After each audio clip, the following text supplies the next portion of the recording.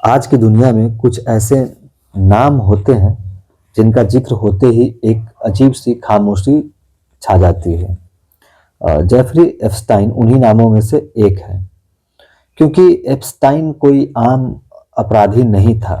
अगर वो आम होता तो उसकी कहानी अदालतों में ही खत्म हो जाती, लेकिन उसकी कहानी जेल की कोठरी में खत्म कर दी गई।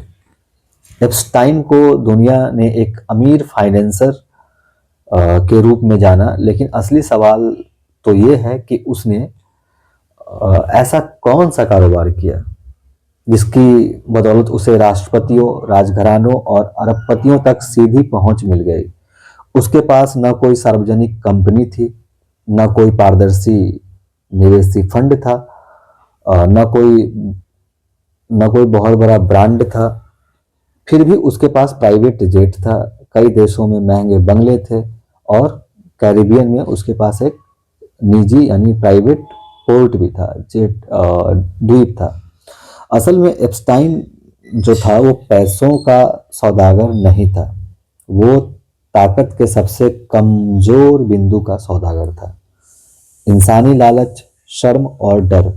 जब एप्स्टाइन पर नाबालिग लड़कियों के यौन शोषण और सेक्स ट्रैफिकिंग के आरोप लगे, तब पहली बार दुनिया को एहसास हुआ कि ये सिर्फ एक व्यक्ति का अपराध नहीं है।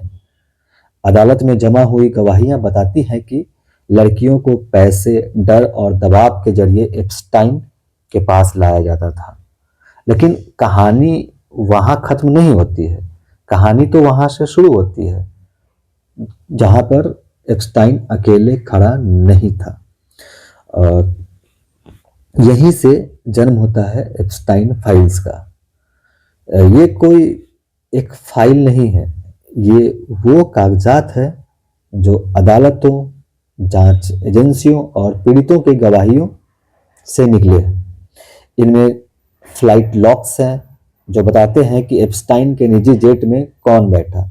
इनमें वो बयान हैं जो बताते हैं कि एप्स्टाइन के घरों और उसके द्वीप पर क्या होता था। इनमें वो नाम हैं जिन्हें सालों तक सार्वजनिक होने से बचाया गया। एप्स्टाइन का निजी द्वीप लिटिल सेंट जेम्स इस पूरी कहानी का सबसे डरावना प्रतीक है। ये कोई छुट्टियां मनाने की जगह नहीं थी, ये सत्ता, गोपनीयता और अपराध का संगम था। यहाँ कोई आम आदमी नहीं पहुंच सकता था, यहाँ वही पहुंचता था जिसके पास ताकत थी, राजनीतिक, आर्थिक या सामाजिक। पीड़ितों की गवाही बताती है कि यहाँ लड़कियां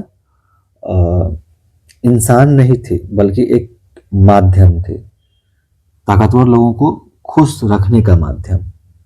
अब सवाल यह उठता है कि एप्स्टाइन के आसपास कौन कौन था।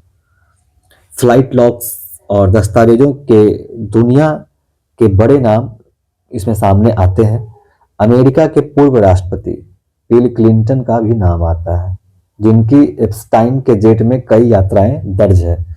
क्लिंटन ने लेकिन इस चीज से इनकार किया, ठीक है। लेकिन सवाल आज भी वही खड़ा है कि एक पूर्व राष्ट्रपति का ऐसे व्यक्ति के साथ बार बार संपर्क क्यों।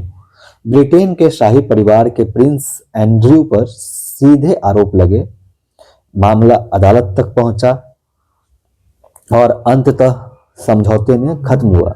लेकिन उस समझौते ने एक बात तो साफ कर दी, जब आरोप बहुत ठोस हो तो शाही ताकतें भी पीछे हटने पर मजबूर हो जाती है। बिल गेट्स पर भी आरोप लगा कि बहुत बड़े दिग्गज हैं, माइक्रोसॉफ्ट के मालिक है, कि ये इन्होंने भी एप्स्टाइन से काफी बार मुलाकातें की हैं।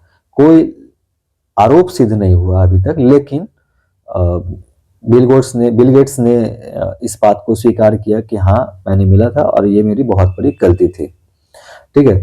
मतलब उसके अलावा बहुत सारे बड़ी बड़ी बैंक की संस्थाएं जो था एप्स्टाइन से जुड़ा हुआ था।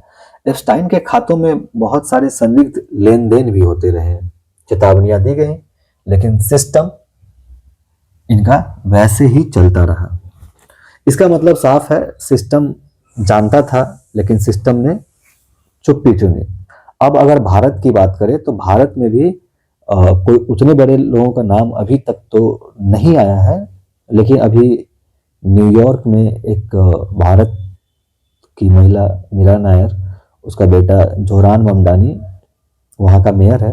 अभी कुछ दिनों पहले उनका भी नाम एप्स्टाइन फाइल से जुड़ा हुआ लोगों के सामने आया है, मीडिया के सामने। ठीक है, तो सीधे शब्दों में कहें तो एप्स्टाइन फाइल्स में अब तक किसी बड़े भारतीय नेता या उद्योगपतियों पर सीधे तौर पर कोई आपराधिक आरोप सामने नहीं आया, लेकिन इससे ये मान लेना कि भारत इस वैश्विक नेटवर्क से पूरी तरीके से बाहर था, तो मतलब ये एक बहुत फुअर और भोला निष्कर्ष होगा। एप्स्टाइन का नेटवर्क इंटरनेशनल था, अंतर्राष्ट्रीय था। पैसा सीमाएं नहीं पहचानती है। शेल कंपनियां, टैक्स हेवन्स और एनजीओ के जरिए पैसा घूमता रहता है। इतिहास बताता है कि जब ऐसे नेटवर्क पूरी तरह उजागर होते हैं तो कई देशों की परतें एक एक करके खुलती हैं। एप्स्टाइन की मौत इस पूरी कहानी का सबसे बड़ा मोड़ है। वो सुसाइड वॉच में था।